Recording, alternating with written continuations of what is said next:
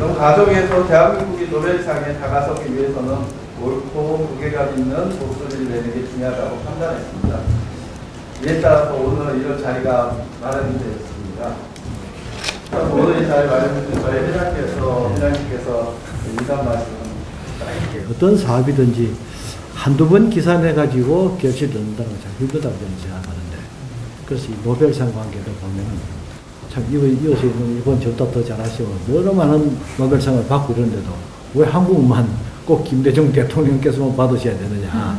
기초과학 분야에서 한번 해보자 해서 13년 프로젝트를 이제 만들었어요. 만들어가지고. 그리고 지금 시작은 정말 약하지만은 또 언젠간 길이 일 것 같고, 그러다 보니까 저희들 자체 힘으로는 도저히 이게 소화가 안 되고, 이 과학 분야에 참 유능하신 분들, 석학분들을 모셔야 되겠는데, 모시고 보니까 제가 평소에 감히 뭐 자주 뵐 수 없는 분들이 다 오셔가지고 말씀드리기 정말 참 마음 떨립니다. 그래서 저희 신문의 일이긴 합니다만은 국가적인 차원에서 좀 많이 도와주시고 그러면은 반드시 저희 신문이 이런 캠페인 해서가 아니고 한국에서도 13년 가기 전에 노벨상 수상하는 사람이 나오지 않겠냐는 그런 기대를 가지고 옵니다. 그러면 제가 많은 기대를 가지고 여러분을 모셨습니다. 힘드시더라도 좀 도와주시면 열심히 한번 해보겠습니다. 예. 감사합니다. 예, 기초과학에 대해서 이제 뭐 수준 얘기하면 논문 수를 얘기를 하거든요. 그러니까 SCI라는 논문, 실내는 논문 수를 얘기하는데 한국이 지금 세계 11위예요. 논문 수로 따지면. 그러니까 양쪽으로는 경제 규모하고 거의 비슷한 것까지 갔습니다. 이게 한 20, 30년 많이 떨어졌는데 그동안에 이제 여러 가지 연구 개발도 많이 늘고 교수들이 또 평가가 논문이 굉장히 중요해지고 이렇게 많이 논문을 많이 써서 사실 성장률이 세계 중국 다음으로 우리가 지난 10년간 따지고 굉장히 빨리 성장을 했는데 이제 문제는 노벨상이 없다는 것처럼 보지만 아주 좋은 노벨상이라는 건 아주 우수한 업적이 주는 거잖아요. 근데 그 논문을 많이 쓰는데 아주 우수한 업적에 대한 논문은 거의 적다는 게 문제입니다. 그러니까 이 서울대학도 이걸 보면 논문의 개수로 따지면 세계 30위권인데 이제 이 논문을 좋다는 게 어떤 논문이냐면 이제 사람들이 많이 인용하는 논문이거든요. 좋은 논문을 사람들이 또 다음에 인용하고 그거를 이제 그러니까 통계를 잡는 게 있는데 1% 인용되는 그러니까 세계 최고 1% 인용되는 그렇게 따지면 서울대학도 100등 떨어져요. 개수는 많은데 지금 아주 좋은 논문이 없다는 게 문제인 거고요. 그래서 노벨상이 안 나오는 거죠, 그리고 노벨상이라는 게 아주 처음 하는 일에 대해서인데 한국이 그렇게 그러니까 기다려주지는 않는 거죠. 처음 하는 거고 굉장히 시간이 나는 거고 잘 실패할 수도 있고 그런데 여태까지의 연구개발 투자나 이런 걸 보면 일단 성과를 내라, 논문을 내라 이런 식으로 계속 갔기 때문에 논문 쉽게 나오는 분야를 많이 했고요.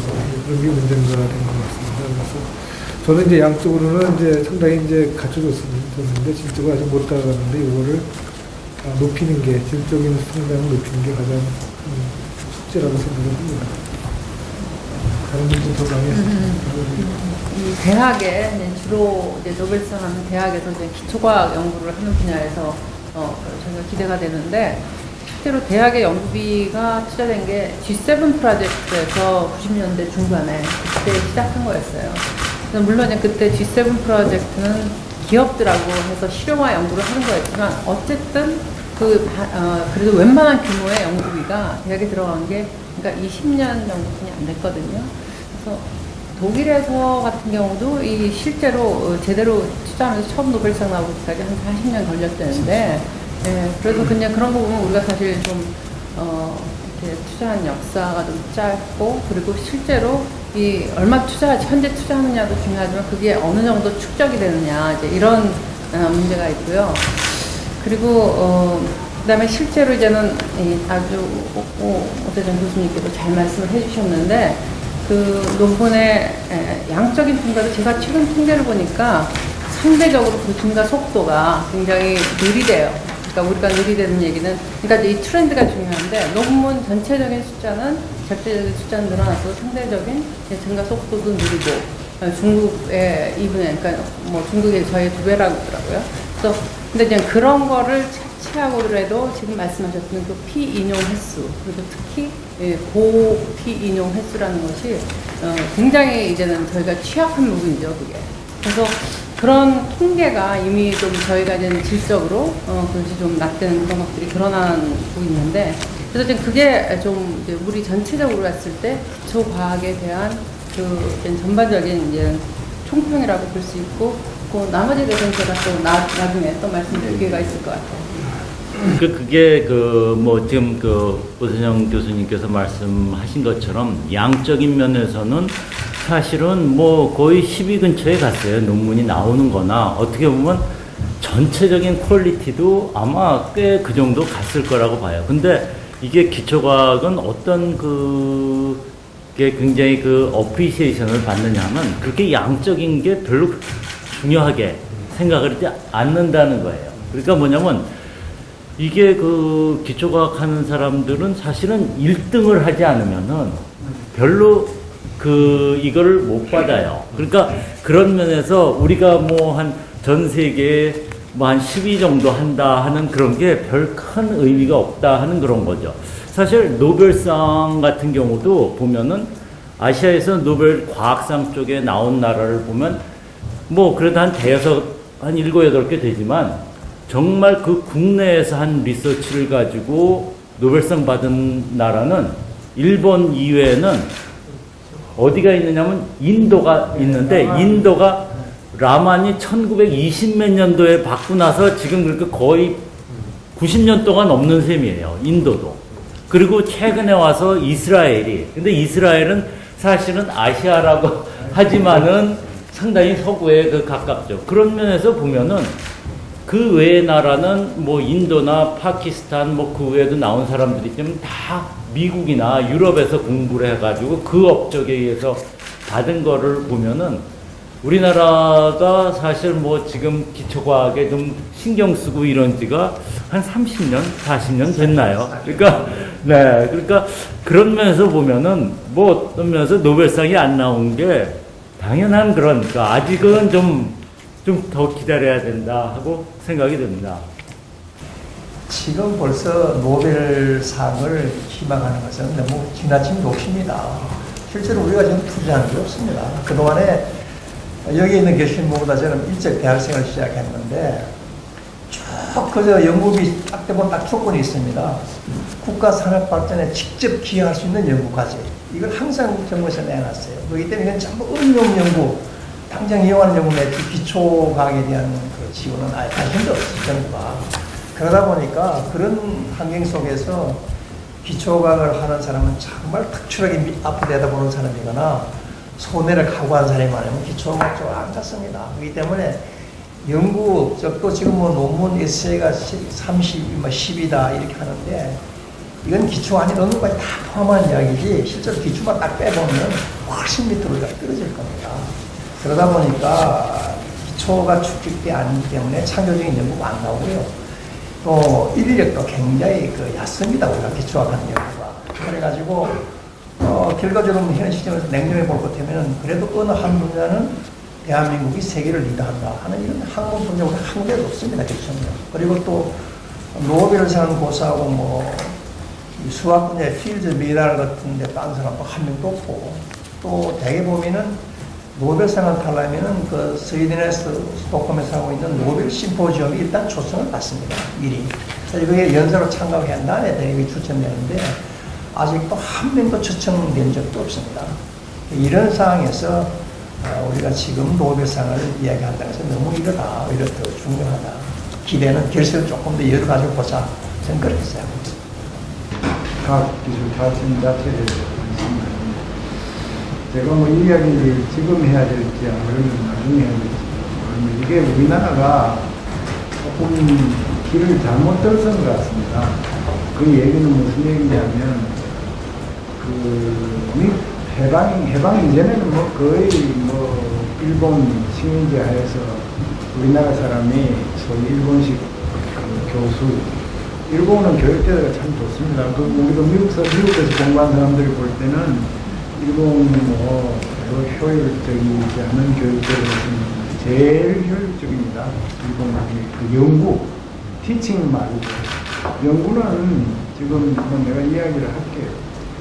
이 딱 비교를 해보면 미국이 다릅니다. 뭐 세계 수수한 사람들에다가 다 하고 그 외에는 미국식 제도 쓰는 나라가 있습니다.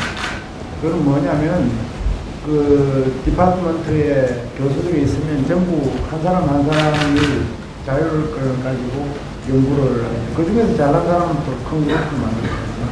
다른 나라는 이렇게 하는 제도가 없다. 미국 제도. 전부 강자제입니다. 일본식 강자제고 이 사람들이 일본이 독일에서 강자제를 배워봐가지고 이 사람들이 지금 강자제를 1870년대부터 계속 동명대학생 계속 해가지고요. 전국의 모든 대학들이 강자의 특징은 예산이 나옵니다. 그 강자에. 그러면 그리고 우리 전통성이 있어서 한 가지 토픽을 잡으면 그냥 계속 정부에서 나오는 예산 가지고 크게 안 벌리려고 하면 계속 갑니다.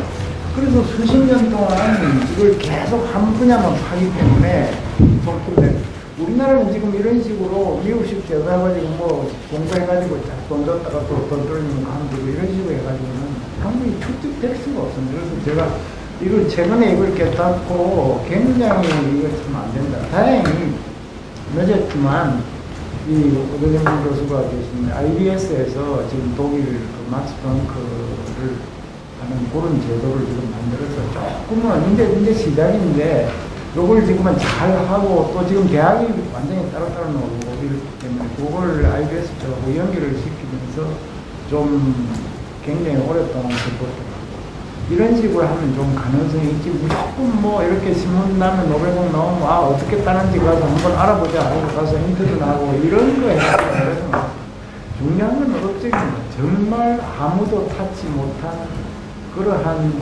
세계 최초의 일을 하고 그 임팩트가 엄청나게 컸을 때 이런 것들 나오고 그것도 한 사람이 아니고 그런 사람이 한 10명쯤에서 많은 좀 받을 가능성이 있는 것 같아요. 그래서 지금 이 상황에서 우리가 뭐 언제 받는다는 것은 쉽게 나올 수도 있습니다. 사실은. 그리고 사실 미국에 있는 한국 학자라도 좀 받았으면 좋겠는데 이번에 인도 사람이 하나 받았더라고요. 그래서 내가 놀래서 이제 나만 받은 건 아는데 인도 최근에 뭐 노벨상 받았네. 그 사람은 미국에서 공부해가지고 뭐 미국 업적 가지고 받는 거라고 자기들이 그러는데 인도가 영국 식민지를 오래 하면서 강자제가 잘 돼 있어요. 그래서 벌써 학자가 자기가 책을 수백 권을 썼다고 그러면서 그 인도 같은 가난 나라에서 수백 권 책들을 세계적으로 알아내는 학자가 있다는 게 벌써 그런 시스템이 돼가지고 굴러가고 있는데 우리나라는 지금 이제 미국 제도 해가지고 뭐 미국 제도를 하면 테뉴를 굉장히 열심히 해요. 테뉴가 안 하는 나라에 있어. 정말 이런 게 되느냐. 참 그래서 한번 다행히 IBS 만들어진 걸 저는 상당히 다행으로 생각하고 있고요.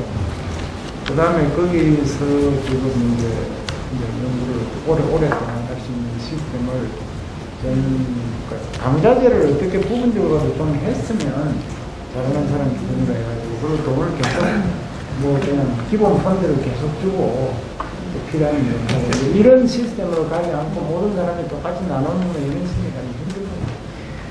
지금 말씀하시다 그 강좌제라고 그렇게 표현을 하셨는데 저희가 보면 그 이제 외국에서 어떤 분야를 하시는 분들을 이제 초청하잖아요. 뭐 노벨상에 근접하신 분 아니면 노벨상을 실제로 받으신 분을 초청해서 그 업적을 보면 한 가지 주제에 대해서 정말 깊숙이 굉장히 오랫동안 했는데 우리나라에서는 이제 소위 말하는 NSC, Nature Cell Science에 내신 분들은 그냥 간혹 내시는 거예요. 그래서 그러니까 한 가지 주제를 갖고 아주 깊숙이 할 수 있는 게 이제 이런 강좌제를 지원하면서 거기에 또 계속해서 그 주제에 맞는 이제 연구를 지원한 것인데 저희가 그래야 될 것 같아요. 이게 이건 민간 R&D건 간에 그 한 주제를 가지고 이 사람이 열심히 할 수 있도록 해야 되는데 우리가 그 미국 NIH 시스템이나 이런 걸 받아왔는지 몰라도요. 우리는 사업 이론을 수시로 바꾸는 거예요. 그리고 이 무슨 유행이나 이런 어차피 좀 이 리소스가 굉장히 제한되어 있으니까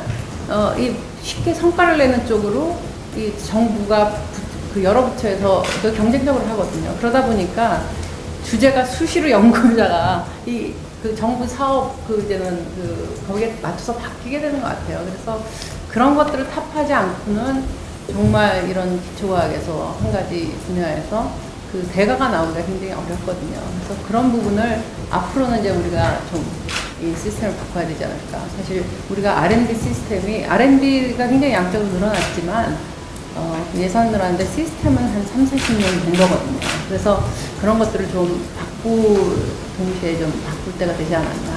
그런 생각을 해봅니다. 굉장히 뭐랄까, 경직된 시스템이에요. 그러니까 교수가 한 사람 딱 들어오면은 그 사람이 교통사고로 죽거나 정년퇴직하기 전까지는 절대 바뀔 수가 없어요. 그럼 그 밑에 아무리 타고난 사람이 있어도 교수로 올라갈 수가 없고, 그뿐 아니고 교수가 정한 그 테마 바깥을 벗어나죠.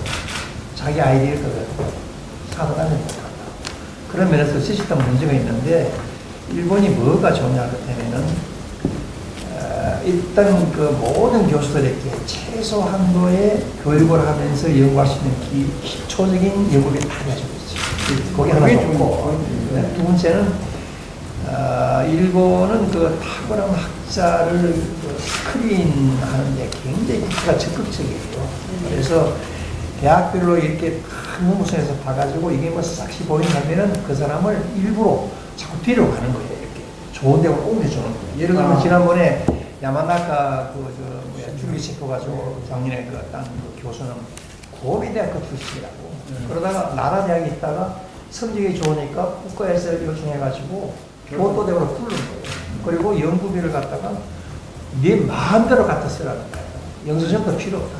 필요만 갖다 쓰라. 그런 정도로 그 사람들은요, 일단 이 사람이 가능성이 있다 하면은 모든 힘을 다 모아서 밀어줄 거예요.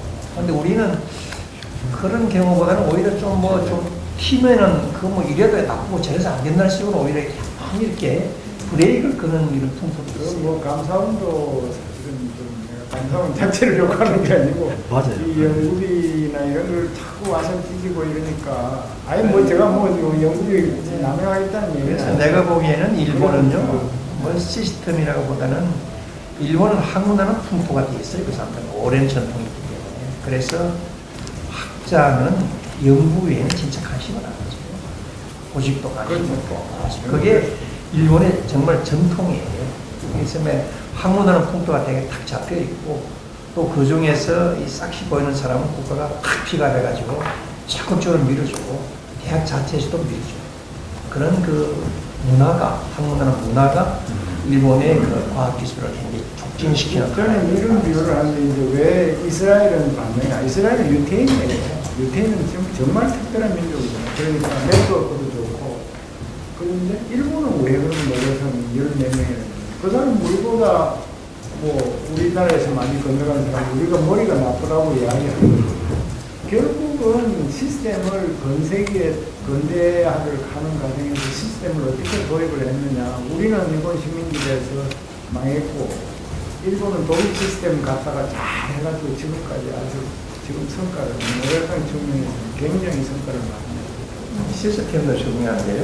내가 보기에는 역시 기본은 역사예요. 역사가. 그 95년 전에, 우리보다 95년 전에 일본은 명키신을 하면서 벌써 서구과학 시작했어. 그게 리끼는 시작이거든요. 그 사람들이 서구과학 기술 시작은 우리보다 95년 앞서요. 그래가지고 그 시작해가지고 그 사람들이 노벨상 받기까지 75년이 걸렸어요. 그동안에 전쟁을 치르면서도 사람들은 기초과학 연구를 포기 안 했습니다. 그런 거 축적이 쌓여가지고 노벨상에 나오는 거고. 그러다 보니까 예를 들어서 일본에는 뭐 화학으로 누굴 팠다 그러면 그 사람만 있는 게 아니에요. 그 주변에 비슷비슷한 사람이 여러 명 있어요. 근데 내부적으로 굉장하게는 누가 노벨상도 되는 사람들이 한 번에 몇 명씩 있다. 그게 결국은 100년 이상의 그 전통 속에서 이루어진 거거든요. 근데 우리는 사실 얼마 됩니까? 기초가 이루어지지 않고. 우리는 한국에는 파고 싶어도 이거 파다 그러면 연구비 안 줄 텐데 그러니까 이게 참 어렵습니다. 한마디로 말해서. 그래서 아까 이야기한 그 강자재는 기본 연구비 많지 않아도 그것 때문에 계속 할 수가 있고 그러다가 성과 좋은 거 나오면 정부에서 그냥 완전히 그런 거기 때문에 이게 정부나 아니면 민간의 참여 이런 거를 이루어지기 위해서는 역점을 둘 것은 어떤 게 있을까 뭐 좀 더 여쭙겠습니다. 저는 그 수십 년이라는 숫자는 너무 비관적이라고 생각합니다. 예를 들어서 야마나카 시대 같은 경우도 말씀하시는 거잖아요. 사실 그 사람이 업로드된 거는 6개월밖에 안 됐거든요. 그러니까 7년 되면 전혀 우리 예측 못했다. 굉장히 빨리 나오고요. 굉장히 빨리 나오고 그러니까 이제 그런 식으로 그러니까 이 지금 3주년 예측은 지금 있는 사람들 업적을 가지고 생각해 보면 우리 전성기 교수가 한번 스타일을 했지만 뭐 노벨상 받기 전에 받은 상들이 있거든요. 우수상인지 모든 상들이 받은 사람이 있으면 이제 그 다음에 받을 거다라고 예측이 되는데 그 예측되는 사람은 솔직하게 별로 없습니다. 근데 이제 신야라고 지난번에 얘기했던 우리 뭐 노벨상 받을 뻔한 그 김필립이라고 콜롬비아 대표인데 그 1년 전만 해도 전혀 우리 예측을 안 했거든요. 근데 이제 노벨상 중에 이렇게 정말 업적이 좋아가지고 이 사람은 언젠가 받을 거야.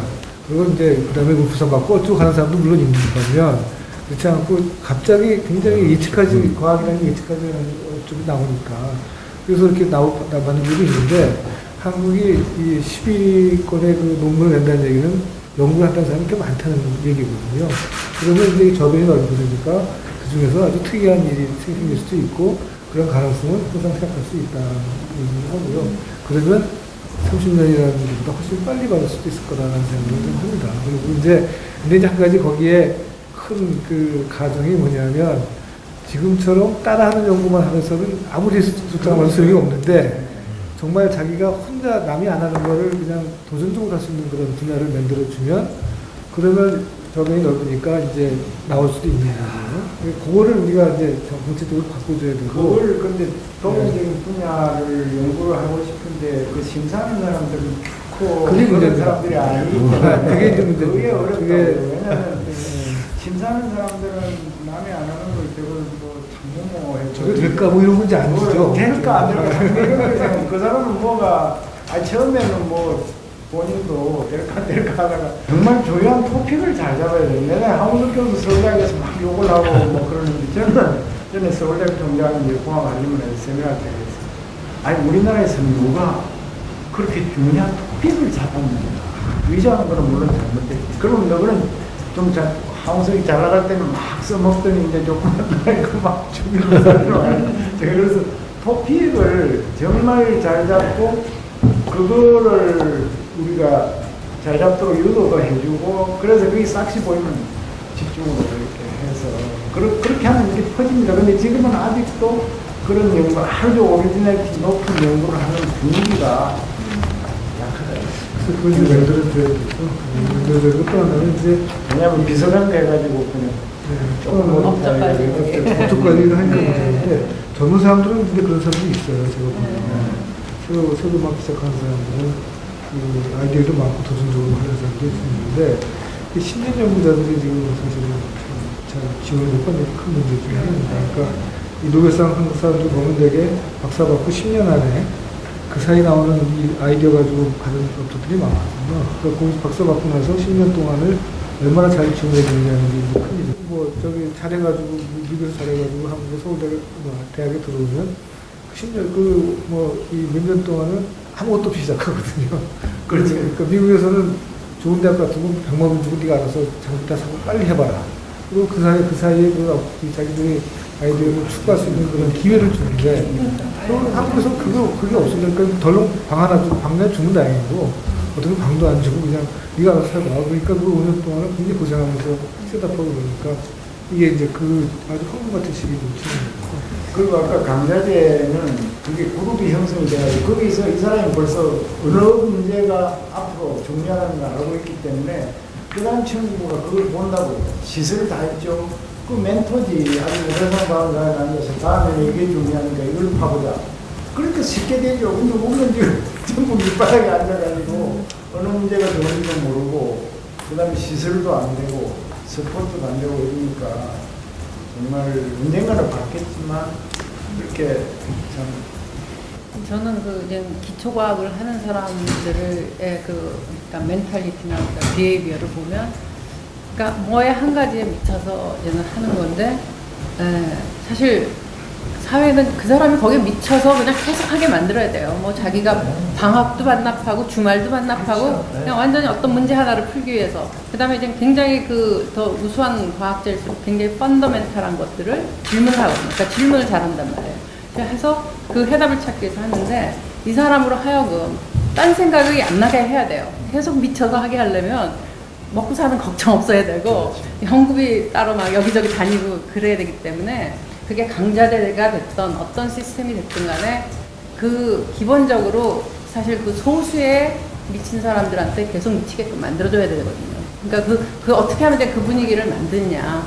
근데 말씀하셨지만 굉장히 젊은 사람 중에서는 의지도 있고 뭐 자기가 하고 싶은 사람이 많아도 현실이 잠깐만 이 사람으로 하여금 딴 생각을 하게 만들잖아요. 그래서 저는 뒤에 질문이 나오지만 가장 중요한 게 환경 조성이라는 것이 굉장히 중요할 것 같아요. 그리고 이 노벨상에 대해서 사람들이 이거 뭐 그거 하면 뭐 사실 뭐 무슨 산업 하나하고 전혀 상관이 없다고 생각하고 심지어는 뭐 우리가 at any cost 노벨상을 꼭 받아야 되냐 이렇게 질문하시는 분들 계시는데 실제로는요.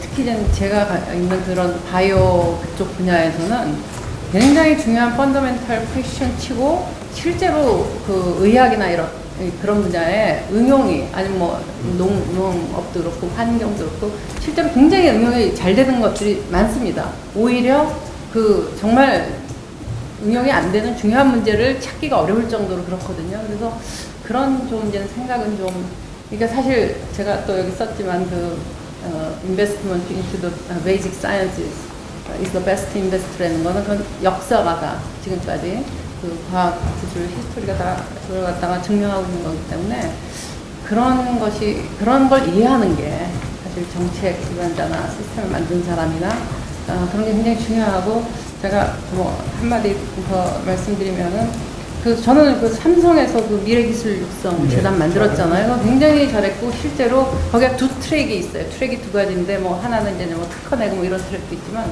그냥 하나는 프로포절을 내서 자기 하고 싶은 연구 5년 동안 뭐 심하게 리뷰도 안 하고 그냥 쭉 하는 거고 하는데 사실 그런 데서 굉장히 좋은 업적이 나올 수 있거든요. 그래서 사실 그런 데서 좋은 상 받는 사람 나오고 정부가 이렇게 큰 사업단 주고 한 데서 안 나올까봐 저는 조금 걱정스러운 분이 있는데 그런 게 몇 개 좀 생겼으면 좋겠다는 생각이 들어요. 미국에서도 기업연구소 출신 중에 노벨상 수상자가 꽤 있죠.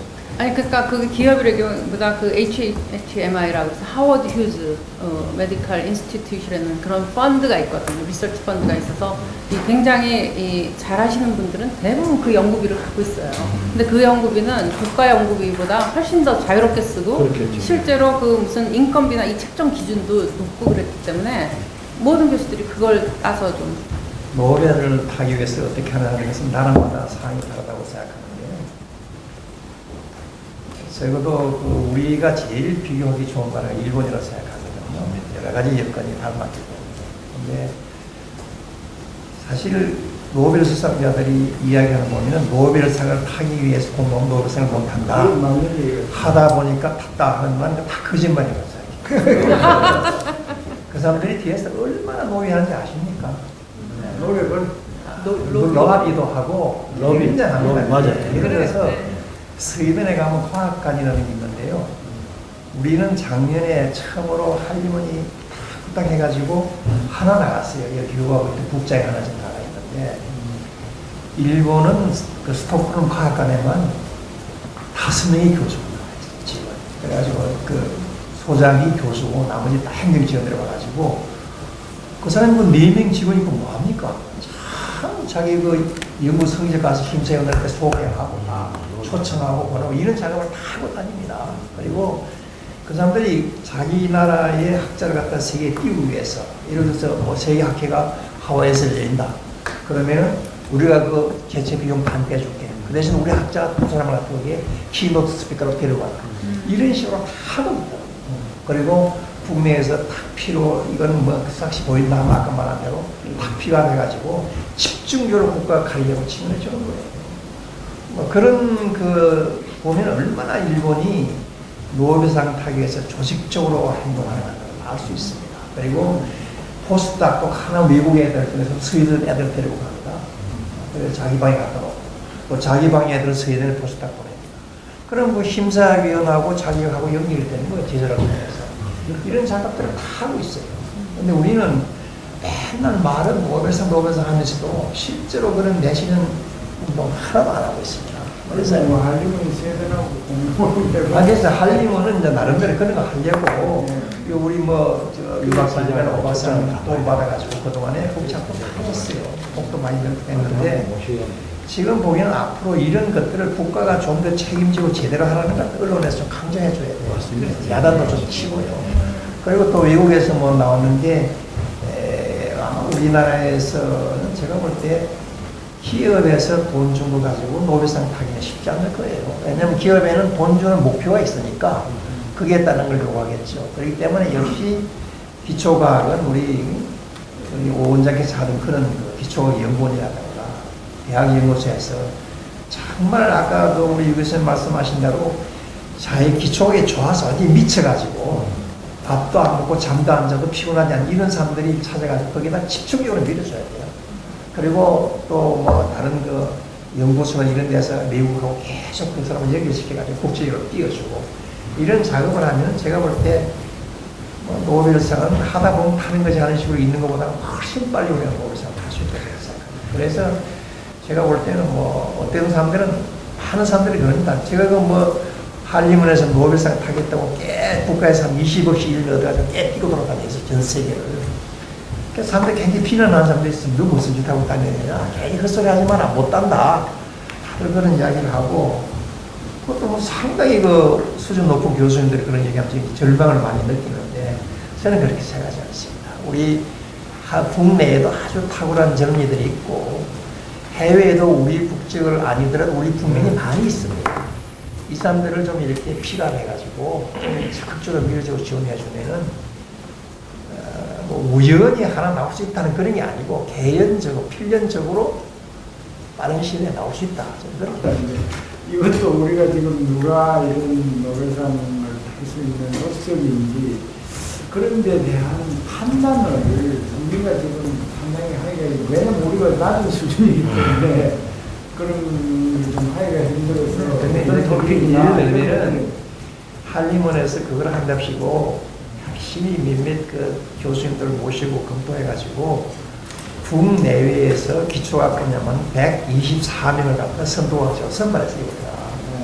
그래서 그분들한테 대해서 우리가 예의를 갖춰가지고 모셔가지고 국내에서 생각도 하고 또 뭐 외국하고 연기도 시켜주고 이렇게 하고 있는데 거기에 대해서 누가 뽑았냐 이게 뭐 맞느냐 하는 이야기도 있는데 그러나 한 140명 뽑다 보니까요 국내외적으로 누가 봐도 이 사람 굉장히 그 장래성이 있다는 사람들이 다 포함되더라고요.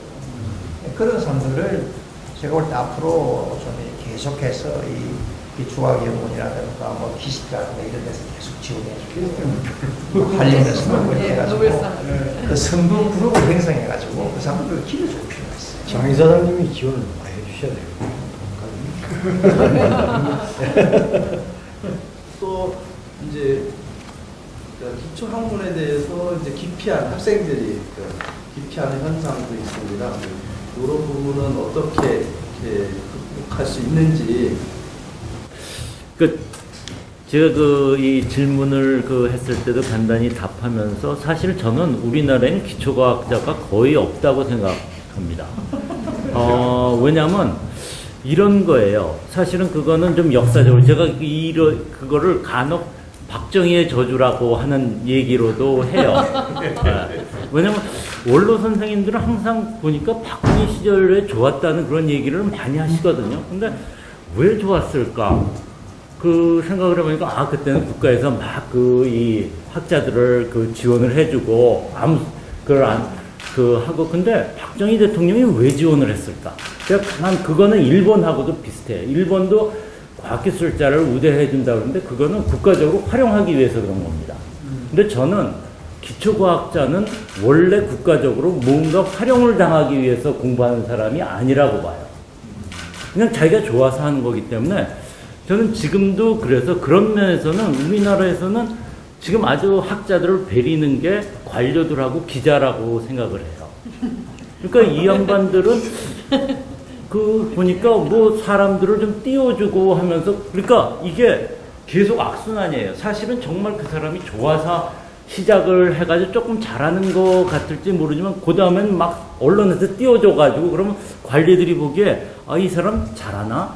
해가지고 또 그 관심을 갖고 그런 사람들을 좀 줘야 된다. 제가 그 한 예를 들면은 제가 사실은 좀 이거는 좀 캥기는 그걸로 제가 잘못한 게 있는데 황우석 이 양반을 상을 줄 때 그 양반 상 여러 개 받았어요. 그때 심사위원이었어요. 근데 그 심사를 할 때 내가 정말 좀 이상했습니다. 그때 제가 그러니까 사실 좀 상당히 주니어였어요. 다 그 원로 선생님들이 있고 저는 주니어였는데 심사를 하는데 뭘 가지고 심사를 하냐면 업적을 낸 게 뭐냐면 쫙 그 신문에 난 기사들을 쫙 모아왔더라고요. 그래서 내가 아, 이것보다는 이 양반 그러니까 그 논문이라든가 이런 거 좀 그 목록이라든가 이런 걸 보고 그러니까 어떤 일에 그 이 전문가인지 이런 거를 좀 전 사실 잘 몰랐으니까. 근데 다른 분들이 그리고 딱 그 업적도 사이언스에 그때 논문 나온 거 그거 하나를 딱 그러니까 그 갖다 놓고 그래서 이게 좀 이렇게 상을 갖다 심사하는 건 좀 문제가 있지 않느냐. 그럼 이거 다 기자들이 쓴 건데 그걸 가지고 어떻게 심사를 하냐 했는데 결국은 다른 그 원로 선생님들 이 정도면 됐지. 그래가지고 그 양반은 상을 줬어요. 근데 나도 뭐 거기서 안 된다고 얘기를 할 수도 없고 제일 쫄다고 가. 사실 그러니까 제가 보기에는 문제는 이래요. 제가 사실은 과학사도 쭉 몇 년 동안 가르치면서 과학하는 사람들은 어떤 특징이 있는가. 이게 그러니까 우리나라 과학자들이 아니라 정말 이 전통적으로. 사실 저도 미국에 있을 때 기초과학을 한다거나 과학을 하는 굉장히 잘하는 사람들은 좀 성격이 좀 특이하거나 이상한 사람들 많아요.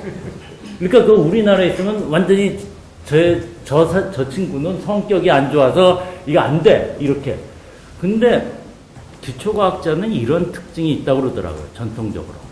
그러니까 대중한테 그러니까 칭찬을 받으면은 기초과학자가 중에 그러니까 정말 저 멍청이들이 도대체 내 일을 어떻게 알고 칭찬을 해주지?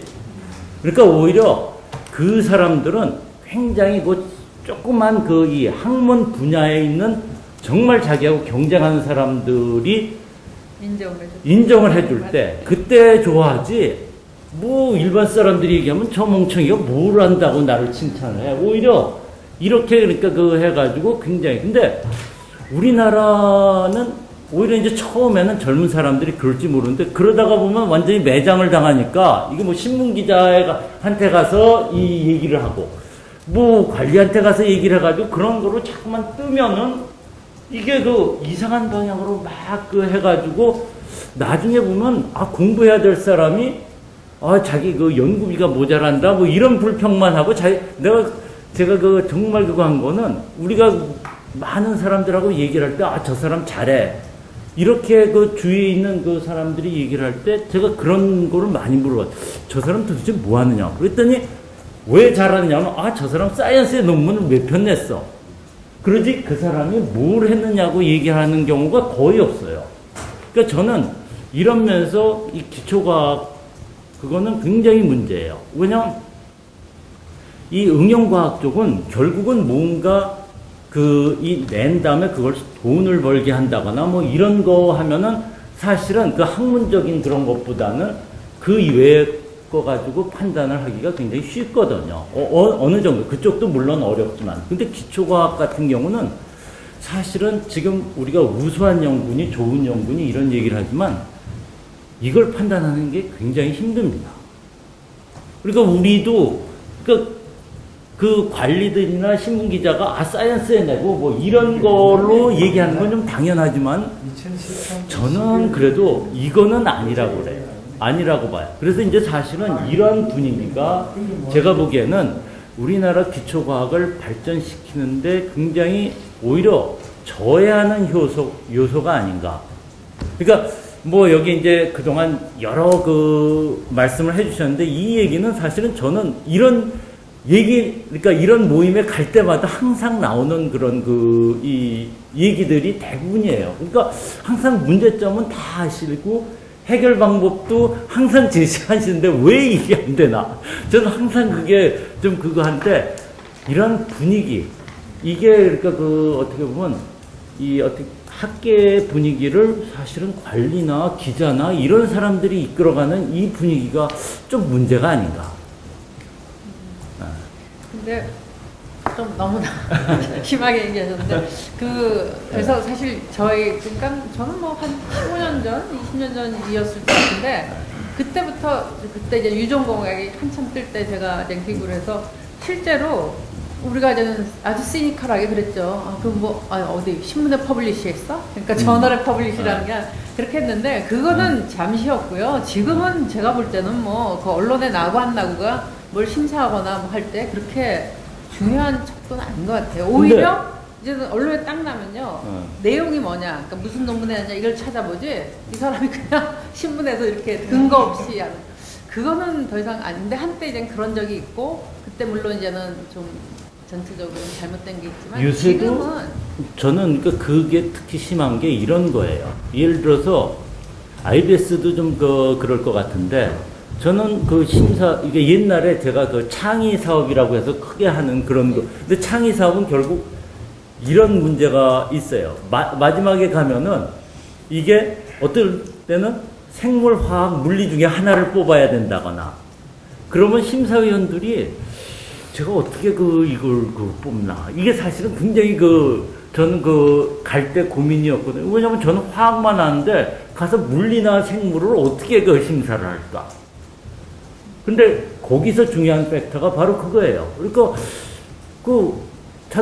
저도 사실 모르니까. 근데 저쪽에서 이 사람은 사이언스에 냈어. 뭐 이런 식으로 얘기를 하면은 저는 그 후에는 별로 안 속는데 다들 헷가닥 넘어가요. 그러니까 제가 보기에는 이게 정말 그 사이언스 그러니까 기초과학에서는 무슨 그런 것보다도 그 사람이 정말 뭘 하고 무슨 아이디어가 그러니까 이런 것들을 가지고 얘기해야 될 그런 그 자리에서 이상한 거 가지고 얘기를 하는 이런 풍토가 굉장히 좀 저는 문제가 있다 그렇게 생각을 하는 거죠.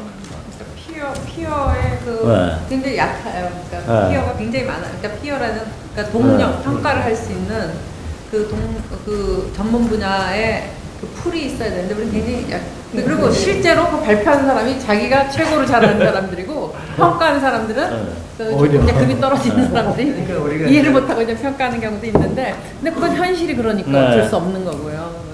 기초과학 연구인의 청이 워낙 약하니까 자기가 하는 연구 외에는 관심이 없는 사람들 남이 자기한테 뭐라 하든 그런 거는 전혀 신경 쓰지 않는 이런 사람들이 지금 큰일 하거든요.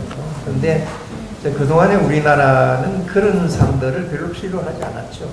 당장 급해가지고 뭐 생산해가지고 수출해서 돈 벌어야 되기 때문에 응용하는 쪽으로는 계속 힘을 밀었지 기초는 안 밀었어요. 그게 이제 박정희 대통령이 저절로 할 수 있는데 근데 일본의 경우에는 보면은 그 사람들이 리켄이라는 연구소를 만들어가지고 돈만 주고 전혀 가진 안 했어요.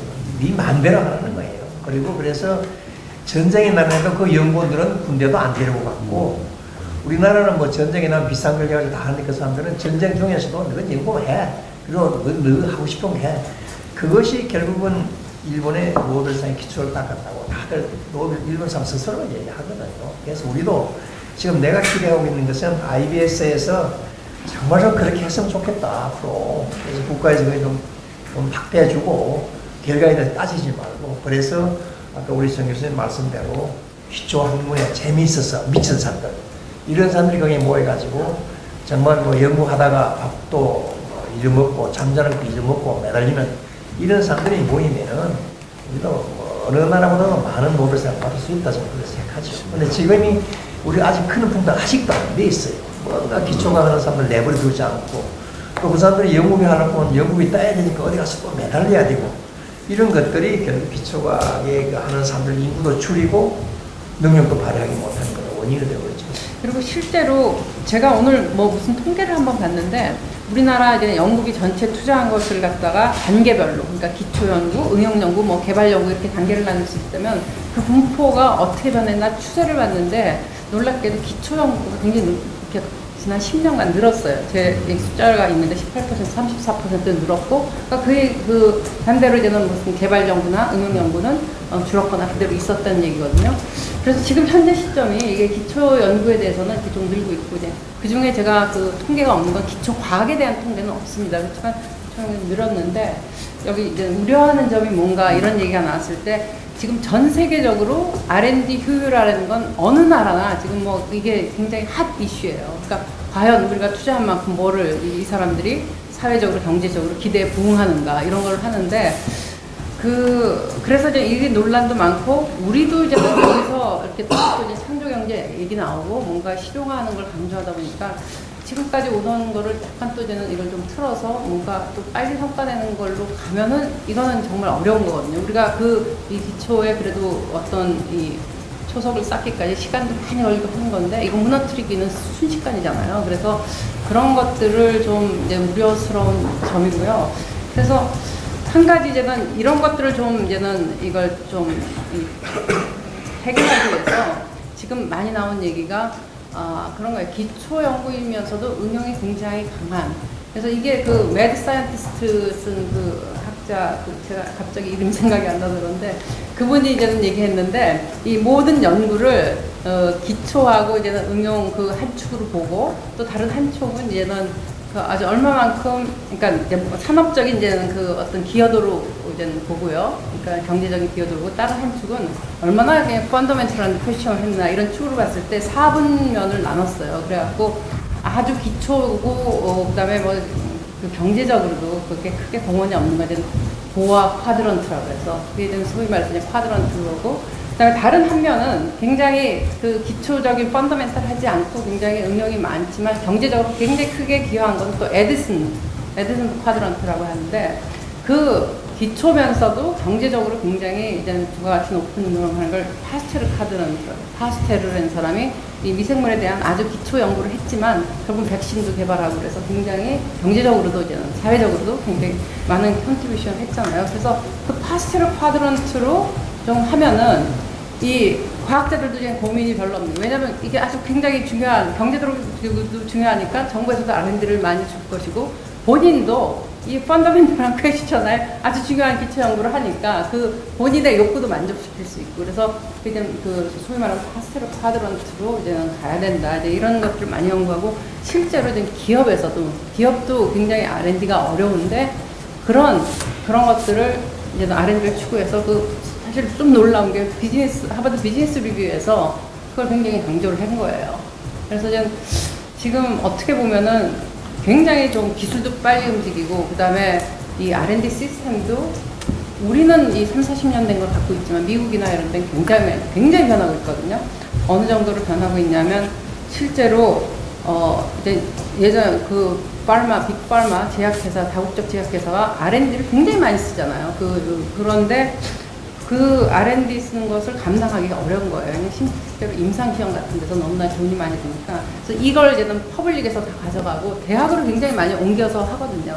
그럼 대학에 그냥 연구비만 주는 게 아니라 아예 자기네 스태프들을 다 대학을 보내는 거예요. 그러니까 대학을 중심으로 엄청나게 지금 혁신을 하고 있는데 이런 시스템으로 많이 변하고요. 미국도 이제 NIH 자체 내에서도 그런 예전엔 기업 연구했던 것도 막 그냥 도와주고 이렇게 하는데, 그래서 저희도 뭔가 좀 시스템을 바꾸면서 이런 여러 가지, 그러니까 계속 똑같은 얘기 나오고 계속 똑같은 해결책 나오고 하는데, 정말 심각히 이런 이노베이션을 어떻게 할 수 있고, 그 다음에 여러 가지 그런 것들을 충족시킬 수 있는 그런 게 없냐. 노벨상 받는 거하고 경제적으로 기여를 하는 거하고 이게 이해 상반관계가 반드시 아니잖아요. 그러니까 그런 것들을 좀 고민해 볼 때가, 그러니까 고민해 볼 뿐만 아니라 정말 심각히 정부에서 시스템을 좀 바꾸려고 고민을 해봐야 되지 않을까. 그런 생각을 했습니다. 쉽게 이야기하면 이제 창조 사회로 가는 거죠. 노벨상 한 사람 받으면 그때부터 본격적인 창조 사회가 시작이 된다고 보면, 지금까지는 아무래도 나는 따라가는 걸, 아무리 우리끼리 창조를 주장을 해야 창조를 하는 동력도 없고 지금 분위기가 안 돼 있어서 자본 어떤 형태로든지 그 노벨상이라는 그런 상을 하나 받을 정도로 발전을 했다는 증거가 바로 노벨상이고, 또 그것도 뭐, 저 회사에 있는 사람들 이야기를 해보면, 대우가 다르답니다. 노벨상이 하나 나온 나라하고 안 나온 나라하고는 클래스가 달라서 로열티 계약할 때도 그 노벨상 없는 나라는 로열티를 좀 많이 내라고 그러고, 그래서 서로 그런 것도 있다고 해서 산업적으로도 나는 저기 그 독일 자회사에 있는 한국 사람이 그런 얘기를 했어요. 그전에는 뭐 공학 하는 사람이니까 뭐 노벨상 별로 돌리는데 말을 고생해서 자꾸 받으려고 그러느냐 그런 얘기를 상당히 많이 들었는데 그 소리 듣고 나니까 아 이런 게 있구나 해서 사실은 그래서 일본이 지금 여러 가지로 굉장히 물론 뭐 우리나라 그 독도 가지고 좀 그거 하긴 하지만 사실은 굉장히 학문적으로도 발달해 그런 만약에 노벨 과학상을 한 명 탈 것 같으면은 우리가 지금 문제되고 있는 이공계 기피해서 하루아침에 싹 바뀔 겁니다. 다 좋은 애들 것처럼 들어갈 겁니다. 물론 그게 얼마나 오래 갈지는 모르지만. 그리고 또 그 IMF 어려울 때 박세리가 맨발로 물에 들어가서 보험 쳐가지고 따니까 얼마나 국민의 용기가 올라갔습니까. 마찬가지로 우리가 아마 노벨 과학상을 하나 타면은 우리 국민들이 상당히 자부심을 가질 거예요. 야, 이제 우리도 1등까지 있구나. 이런 거. 그리고 이제 미국에서 나가더라도 우리 과학자들이 상당히 그 어깨를 펴고 외국의 사업들로 당당하게 대할 수 있는 그런 분위기가 만들어지지 않겠는가. 그리고 뭐, 우리나라 제품에 대한 뭐 신뢰성이 높아져가지고 당연히 국가 브랜드 가치도 높아지고 이런 면에서 실제로 뭐 노벨상이 얼마 수익을 하셨는 이런 차원이 아니고 또 다른 나라는 모르지만 적어도 우리나라에 있어서는 노벨상 하나 타면은 파급폭가 정말 엄청 클 것이다. 저는 그렇게 생각합니다. 우리나라 과학기술 정책이 과학 전문가에 의해서 이루어지기보다는 비전문가에 이루어지고 집행 과정도 비전문가에서 계속 브레이크 걸리는 겁니다. 쉽게 말해서 사무관이나 그 위에 있는 그 실무자들이 과학을 제대로 이해 못해요. 그렇기 때문에 자기들은 행정체계로 자꾸 일을 처리하다 보니까 과학자들이 제대로 오늘 방향으로 안 가는 경우가 너무 많아요.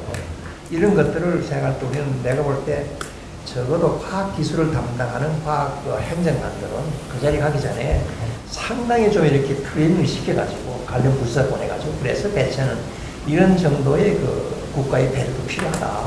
그것이 국가 예산 항상 효율적으로 집행할 수 있고 또 여러 가지 그 집행한 결과도 효율적으로 수확할 수 있다 하는 면에서 꼭 검토해야 될 사항인데 이 흔히들 그런 얘기 하잖아요. 우리나라 과학기술 정책 사무관이 다 한다고. 이건 좀 곤란하거든요. 그래서 이런 것들이 이해를 그 사람들은 다 잘한다고 하는데 이해를 못하기 때문에 진짜 해야 될 일을 갖다 브레이크 걸기도 하고 자꾸 프레임을 걸러온다 이겁니다. 이런 것들이 굉장히 문제예요. 체육계 금메달하고 또 이 사이언스에서의 그 이 노벨상을 좀 비교를 하고 뭐 이런 것도 있어요. 근데 저는 이런 생각을 합니다. 정말 어떻게 보면 올림픽은 사실은 그렇지 않아야 되는데 국가 간의 경쟁이 굉장히 치열하게 됐어요. 올림픽 뭐 메달 수가. 근데 이 사실은 노벨상 몇 개를 몇 사람을 배출을 했느냐 하는 거는 올림픽만큼 그렇게 그 많은 나라가 신경을 안 쓸 가능성이 많아요. 그건 왜 그러냐면 노벨상을 배출한 나라가 대개 우리가 얘기하는 선진국이라고 하는 데거든요. 그러니까 정말 중진국이면서 그 노벨상을 받은 데는 제가 보기에 아시아에서 뭐 인도, 파키스탄, 아프리카의 뭐 이집트 뭐 이런 그 몇 나라인데 사실 거기는 물론 노벨상 받으면은 그 열광을 했겠지만 그렇게 아마 하지 않을 거예요. 그러니까 그러면 노벨상은 어떤 의미냐? 저는 이랬으면 좋겠어요. 나오더라도 사실은 노벨상을 받는 거는 국가의 영예가 아니라 인류 문명의 그 개인이 기여를 한 거라고 생각을 해요. 그리고 그런 그거에 이제 주는 거죠. 그리고 이건 경기도 아니고. 그러니까 저는 노벨상을 제가 2년 전인가 이 리포트 같은 거를 정책 보고서를 낸 다음에 그 후에 노벨상이 일본의 야마나카 그 양반이 받는 바람에 그 다음에 우리나라는 왜 안 나오느냐 뭐 이래가지고 여러 언론 거기서 인터뷰를 하고 나가서 얘기를 하고 그럴 때 잠시 법석을 떨죠. 그때 제가 이런 비유를 했어요. 그러니까 노벨상 받는 거하고 올림픽에 금메달을 타는 거하고 뭐가 다르냐. 사실은 이 마지막 결과에서도 좀 이래요. 예를 들어서 이 올림픽의 금메달은 그래도 상당히 어떻게 보면 게임을 해가지고 이겨야 되는 거 아니에요. 그러니까 그래서 제일 이긴 사람한테 주는데 노벨상은 그런 거는 아닌 것 같다. 그럼 어떤 사람한테 주느냐? 그러니까 그러니까 운동을 비교를 하면 이런 거예요. 예를 들어서 축구 경기가 굉장히 그 사람들한테 인기가 있잖아요. 근데 축구에 그러니까 그 1등 하는 사람이 노벨상 같은 거를 받는 게 아니라 그러니까 축구 비슷한 여러 종목이 있으면 거기에서 아주 굉장히 획기적인 그런 어떤 그 축구의 기술, 예를 들어서 지금 바르셀로나의 티키타카 축구라든가 이런 거는, 그리고 그거의 원조였던 그러니까 그 네덜란드의 뭐 토탈사카, 이거는 토탈사카 그때 그 74년도에 네덜란드 팀이 우승을 못했어요. 결승에 가서 졌지만 당연히 노벨상을 주면은 그런 어떤 새로운 거를 만들어낸 그런 거에 주는 거예요. 그럼 우리나라에 만약에 체육계에 노벨상 그런 게 있다 그러면 우리나라에 받을 만한 게 있어요. 난 저게 받을 거라고 생각해요. 뭐냐면 그 쇼트랙에 그게 한 10몇 년 전이니까 김동성이 이 마지막 순간에 스케이트 밀어넣기, 그거는 노벨상감이에요. 왜냐면 그 일이 있고 나서 요새도 보면 모든 그러니까 스케이트들이 그걸 그대로 따라해요.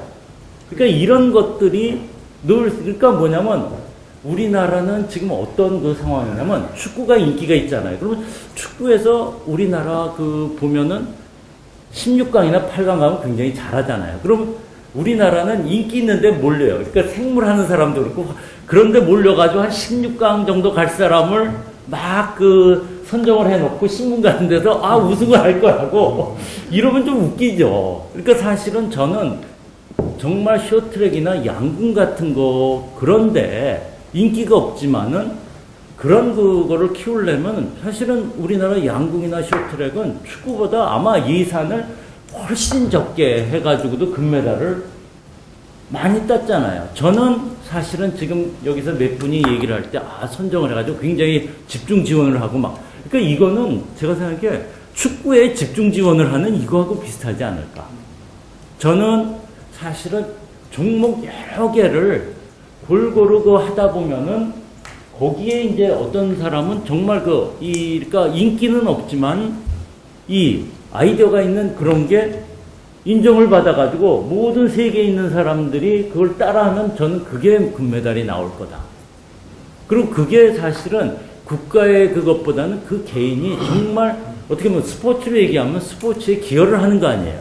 전체 스포츠. 그러니까 저는 어떻게 국가의 그 이러한 그것보다도 그 사람이 정말 인류의 문명 발전에 조금이라도 기여를 한 이런 그 생각을 갖고 그러면은 정말 제가 생각하기에 그 나올 수도 있고, 그리고 그게 이제 어떻게 보면 그 국가의 여행이 되는 거죠. 전 그렇게 생각을 하고.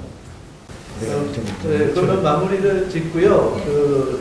저희가 일단 저 개인적으로는 지금 좋은 의견에 정말 많은 공부가 됐습니다. 그리고 아울러 이 시리즈를 진행하는 과정에서 언론이 만든 거품이라고 할까요? 그런 부분에 대해서 또 반성도 하게 되고 앞으로 어떻게 해야 되는 각오도 생기는 자리였습니다.